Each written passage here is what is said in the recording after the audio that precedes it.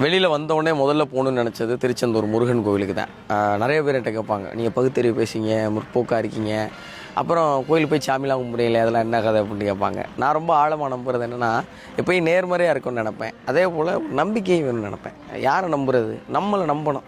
எங்கே சிக்கலாயிரும்னா, நம்ம வெளியில் யாரை வேணால் சந்தேகப்படுவோம், அது பிரச்சனை கிடையாது. ஆனால் நம்ம நிறைய இடத்துல சந்தேகப்படுவோம்ல, அது ரொம்ப பெரிய சிக்கலை கொடுத்துரும்.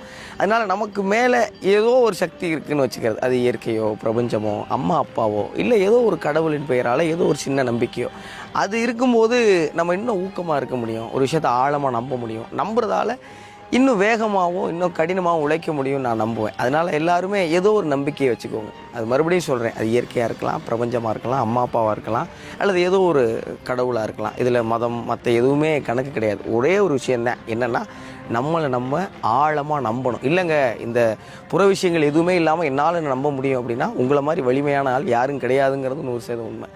நம்புவோம், எல்லோரும் வெற்றி பெறுவோம். அப்புறம் அன்பு கொடுத்துக்கிட்டே இருக்கிற எல்லாருக்கும் ரொம்ப ரொம்ப நன்றி.